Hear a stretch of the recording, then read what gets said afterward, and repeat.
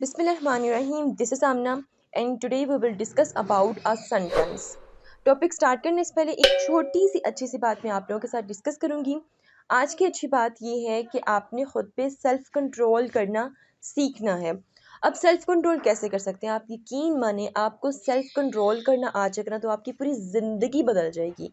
आप पे गुस्सा आ रहा है, आपने बस डिसाइड करना कि मैंने गुस्सा नहीं करना, क्योंकि आपने खुद को कंट्रोल करना है। आपका दिल कर रहा है कि भाई कोई ऐसी चीज़ खाऊं जो आप लोग नहीं परचेज़ कर सकते, ठीक है? तो आपने सेल्फ कंट्रोल करना है, ठीक है? जब आप खुद को कंट्रोल करना सीख लेंगे ना तो दुनिया की कोई भी मुश्किल आप लोगों को मुश्किल नहीं लगेगी और आप लोगों को बहुत फ़ायदा होगा, बहुत फ़ायदा होने वाला है। So think about this. अब स्ट्रेट अवे अपने टॉपिक पर आते हैं। आज का टॉपिक है जी, what is a sentence? Sentence क्या होता है?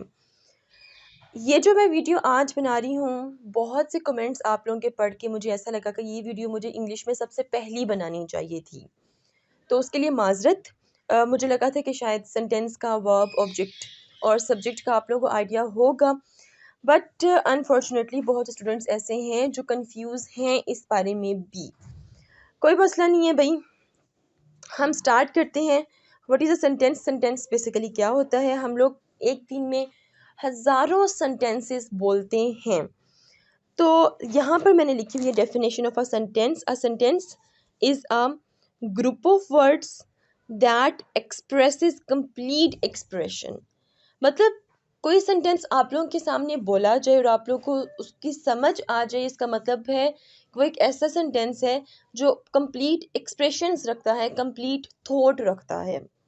जैसे कि मैं अभी कह रही हूँ कि भाई मैं इंग्लिश पढ़ा रही हूँ, ये मैंने किस तरह का सेंटेंस बोला है कि आप लोगों को फ़ौरन से समझ आ गया है।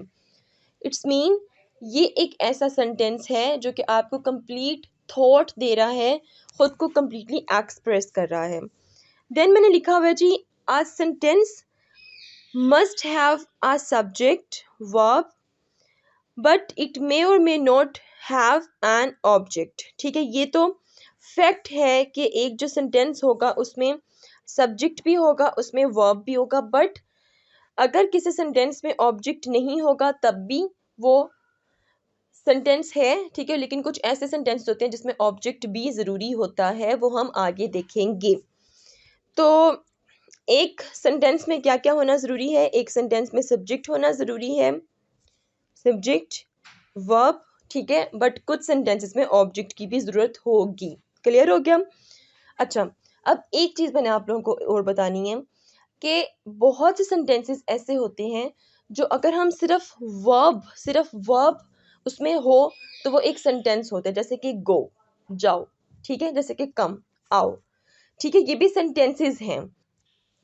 सो होपफुली अब आपको समझ लग गई है कि कोई भी ऐसा फिक्रा जो आप सुने, जो आप लिखें, जो आप पढ़ें और उसकी आपको समझ आ जाए, वो आपका एक पूरा सेंटेंस है। यहाँ पर मैंने एक लिखा हुआ है नोट। नोट क्या लिखा हुआ है जी?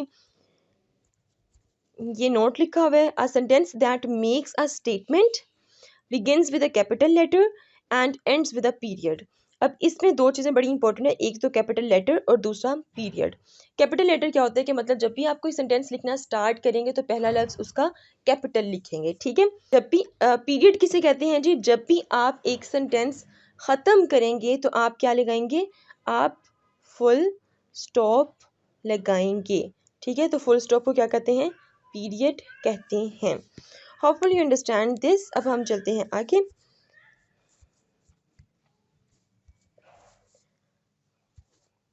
Now this is very important slide. यहाँ पे हम लोग क्लियरली अंडरस्टैंड कर सकते हैं सेंटेंसेस के थ्रू।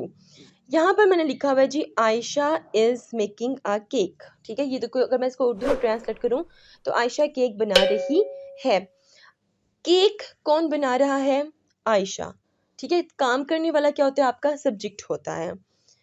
और क्या बनाया जा रहा है? केक बनाया जा रहा है, ठीक है। मतलब किस पे काम हो रहा है? केक पे काम हो रहा है। So cake is your object. Is making, ये क्या आपका एक एक्शन है, ठीक है। This is your verb. तो इस केस में अगर हम लोग देखें तो ये एक सेंटेंस है।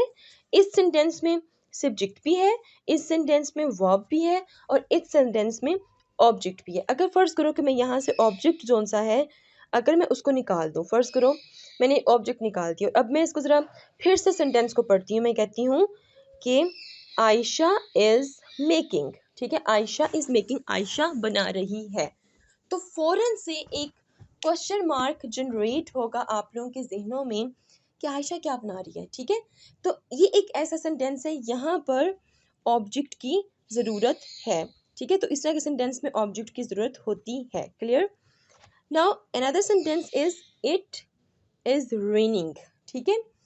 क्या हो रही है जी? बारिश हो रही है। तो इस केस में जो इट है ये आपका सब्जेक्ट है, ठीक है, और रेनिंग क्या है? ये आपका वर्ब है। इस केस में ऑब्जेक्ट नहीं है। इट इज़ रेनिंग, बारिश हो रही है, ये एक ऐसा सेंटेंस है जो ऑब्जेक्ट के बगैर भी आपको एक कंप्लीट थॉट दे रहा है। देन हम अगली बात करते हैं।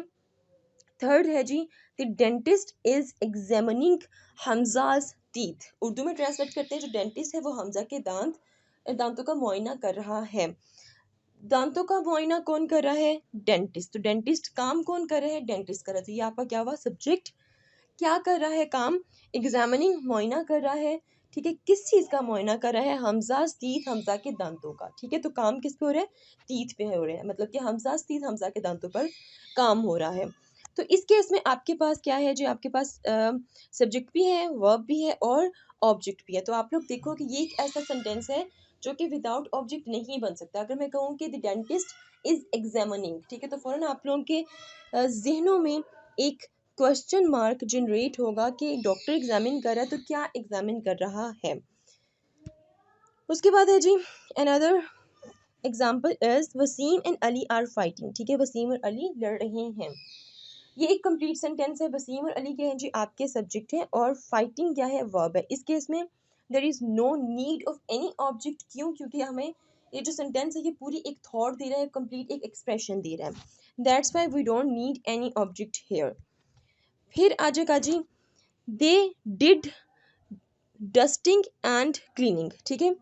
दे क्या है? काम करने वाले कौन है? दे हैं। क्या किया? उन्होंने की जी डस्टिंग और क्लीनिंग। अगर हम देखें तो ये जो डस्टिंग और क्लीनिंग है, ठीक है, ये भी काम है, ठीक है, ये भी आपके वर्ब हैं। ये एज सच ऑब्जेक्ट में नहीं आते, ठीक है। यहाँ पर आप थोड़े से कंफ्यूज हो गए, बट नेक्स्ट वीडियोस में आप लोगों को समझ लगती जाएगी। जब मैं आप लोगों को डायरेक्ट और इनडायरेक्ट ऑब्जेक्ट समझाऊंगी तो आप लोगों को ईजिली समझ आ जाएगी। ये एग्जाम्पल भी, आई इंजॉयड अ लॉट, ठीक है।